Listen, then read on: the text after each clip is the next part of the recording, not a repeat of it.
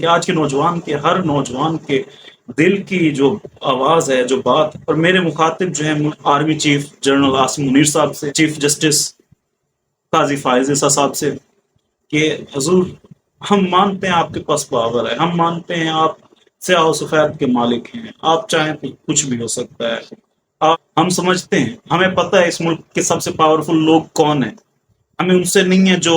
Dummy powerful آتے ہیں، ہمیں ان سے کسی سے غرض نہیں ہے، ہمیں نہیں غرض کہ کون ہے کون جائے، آپ ان سے یہ دیکھیں ہاتھ جوڑ کے التجا ہے،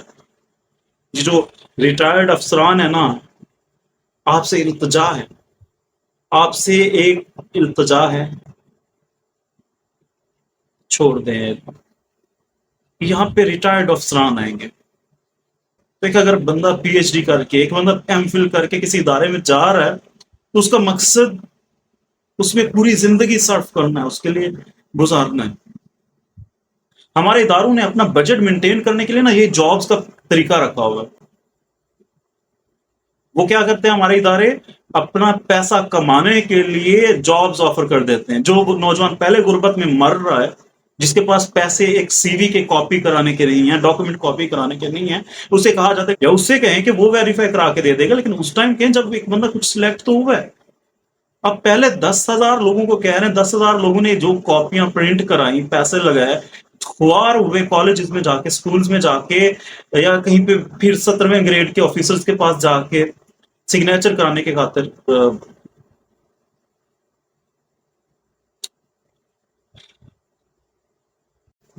السلام علیکم، دس از ارسلان جی۔ آج جس ٹاپک میں بات کرنا چاہ رہا ہوں جی، بہت ہی مینس کے ایک کہہ لیں کہ آج کے نوجوان کے ہر نوجوان کے دل کی جو آواز ہے، جو بات ہے، اس پہ میں ڈسکس کرنا چاہ رہا ہوں، اور میرے مخاطب جو ہیں ملک کے تمام وہ بڑے لوگ ہیں جن کے ہاتھ میں پاور ہے، اور ان سے میری گزارش ہے کہ حضور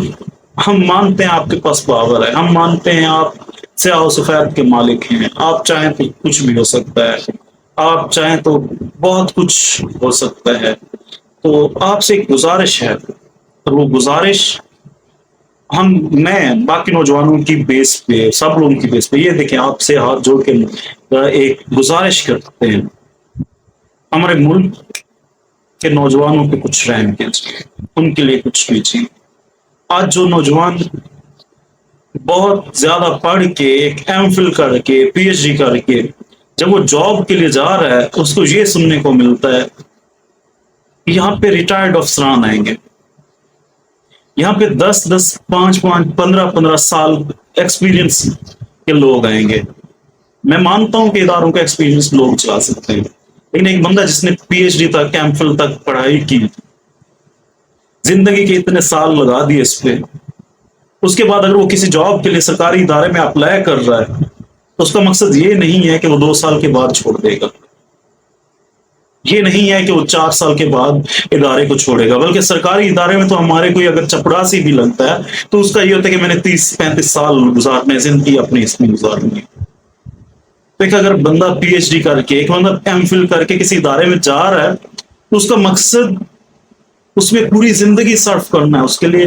گزارنا ہے۔ جب آگے سے اتنا ویل ایجوکیٹڈ نوجوان جاتا ہے کسی ادارے میں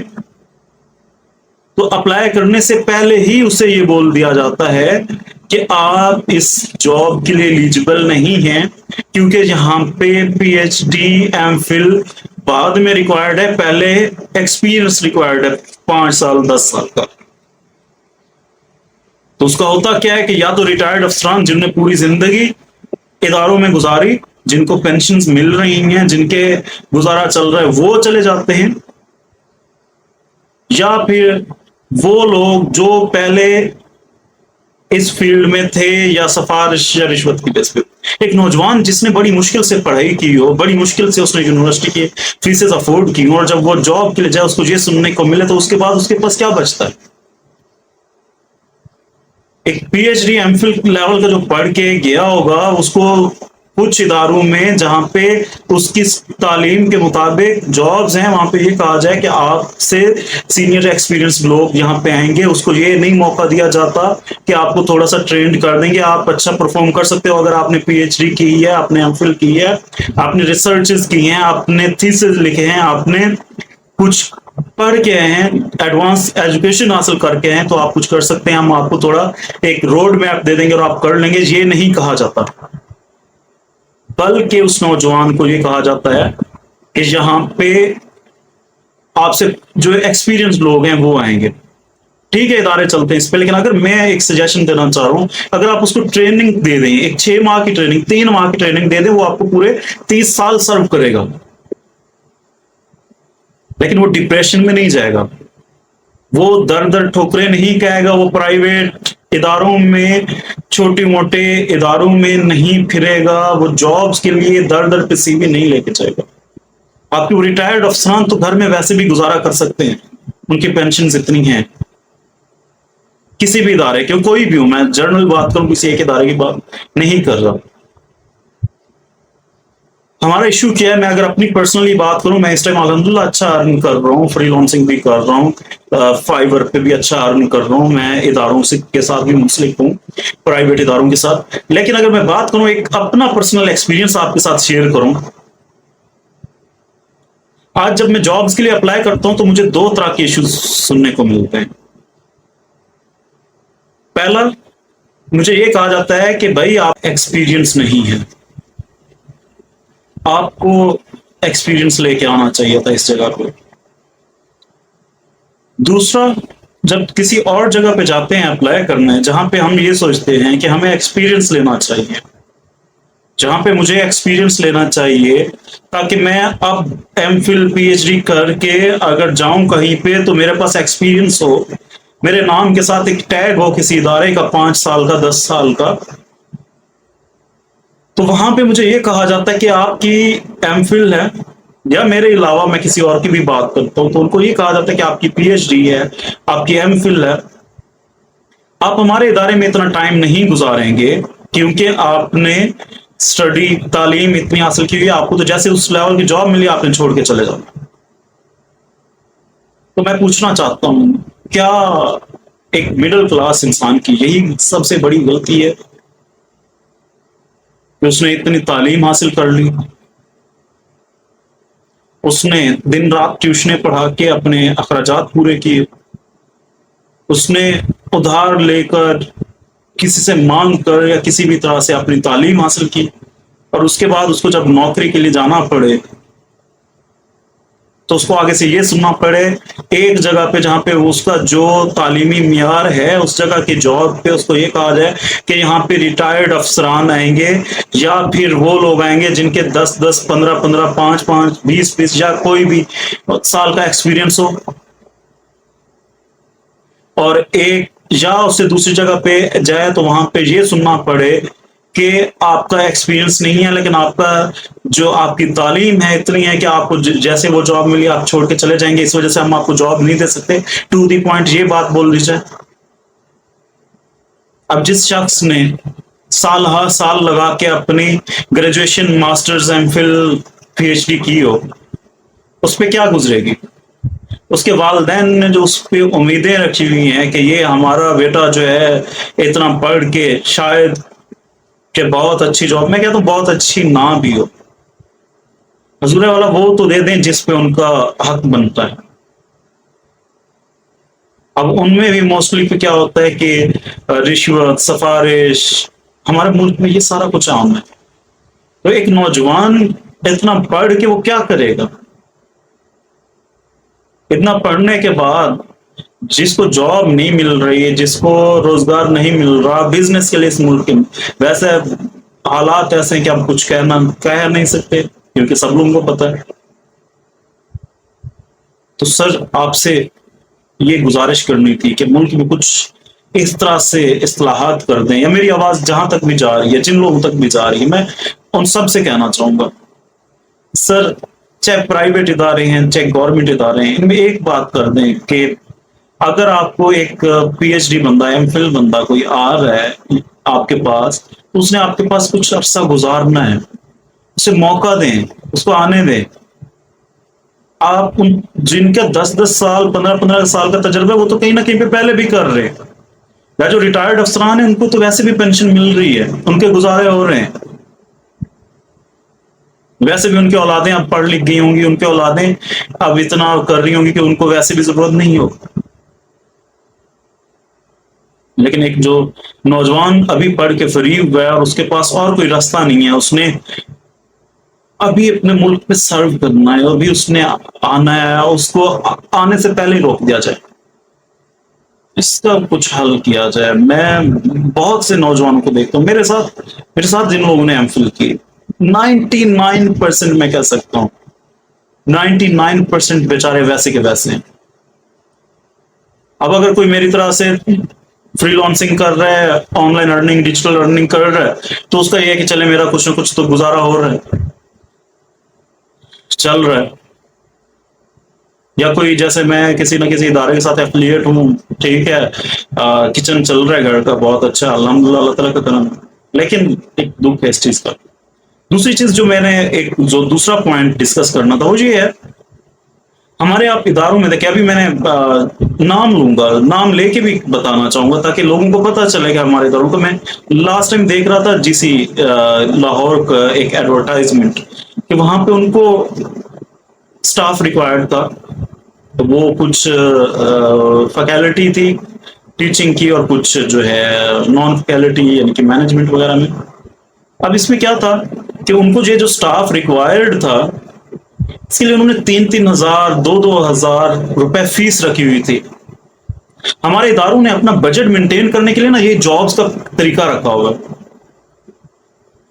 وہ کیا کرتے ہیں ہمارے ادارے، اپنا پیسہ کمانے کے لیے جابز آفر کر دیتے ہیں. جو نوجوان پہلے غربت میں مر رہا ہے، جس کے پاس پیسے ایک سی وی کے کاپی کرانے کے نہیں ہیں، ڈاکومنٹ کاپی کرانے کے نہیں ہیں، اسے کہا جاتا ہے کہ 3,000 آپ فیس دو، پھر آپ اس پہ اپلائی کر پاؤ گے. کہاں کا انصاف ہے سر؟ کدھر جائیں وہ لوگ؟ اب جس بندے کے پاس سی وی پرنٹ کرانے کے پیسے نہیں ہیں، اور اوپر سے ہمارے جو سرکاری ادارے اسپیشل میں ان کا کہوں گا، ان میں کیا چیز ہے کہ اپنے سارے ڈاکومنٹس میٹرک سے لے کر M Phil P H D تک کے ڈاکومنٹس کاپی کریں، ڈومیسائل کاپی کریں، اٹیسٹڈ کرائیں جا کے. بھائی اگر اٹیسٹڈ کرانے تو آپ کو اپنی یونیورسٹیز پہ وہ نہیں ہے،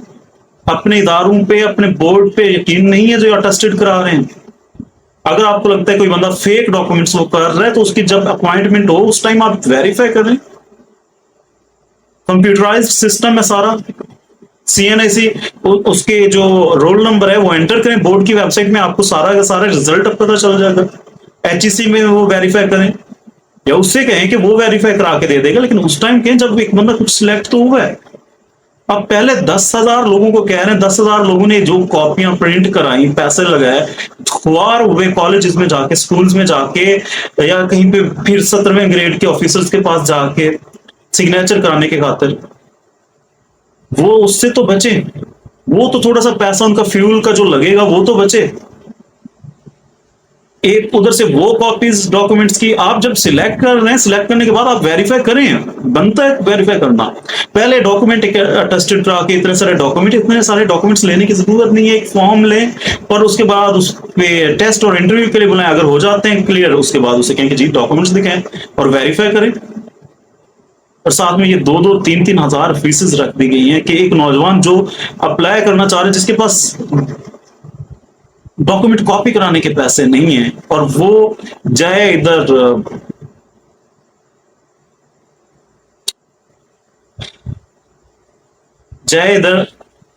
پرنٹ کرا کے فیسز دے کے ٹیسٹ میں، وہاں پہ 10-10 ہزار نوجوان پھر بھی آیا. مجھے پتا ہے آپ لوگوں نے، آپ یہ جو ادارے ہیں یہ کہیں گے کہ ہم نے فلٹر کرنے کے لیے کہ 1 لاکھ نوجوان آ جائے گا تو ہم کیسے وہ کریں گے، اس وجہ سے ہم نے فیس رکھی ہے. لیکن کیا ہو سکتا ہے جس بندے نے فیس کی وجہ سے اپلائی نہ کیا اس میں ابیلٹی آپ کے پاس آئے ہوگے بندے سے زیادہ ہو. کچھ تو موقع دیں، آپ لوگ تو ارن کر رہے ہیں، آپ ان کے پاس تو روزگار ہے. اب میری تو کمپیوٹر کی فیلڈ ہے، میں پھر بھی کچھ نہ کچھ کر رہا ہوں. اگین میں وہی کہہ رہا ہوں کہ میرے ساتھ ایسے لوگ تھے میری یونیورسٹی میں، ایسے تھے جن کی ایم فل اسلامیات تھی، ایم فل اردو تھی، ایم فل سوشالوجی تھی. وہ بیچارے کیا کریں گے؟ کالجز میں دھکے کھائیں گے، 20-25 ہزار. اب مانتے ہیں کہ 32,000 آج پاکستان کے ایک مزدور کی سیلری آپ نے فائنل کی ہوئی ہے، اور کالجز میں کتنی مل رہی ہے؟ 25,000 30,000. ایک بندہ ₹1,00,000 ڈگریز پہ لگا کے 25-30 ہزار 20 ہزار پہ جائے. وہ بھی غنیمت سمجھتے ہیں ہم لوگ. بہت احسان ہے کہ چلیں چل رہا ہے گزارا ہمارے لوگوں کا, 20-25 ہزار تو ان کو مل رہی ہے, لیکن تھوڑا سا تو سوچیں. اب پیٹرول کو دیکھیں, ایک بندہ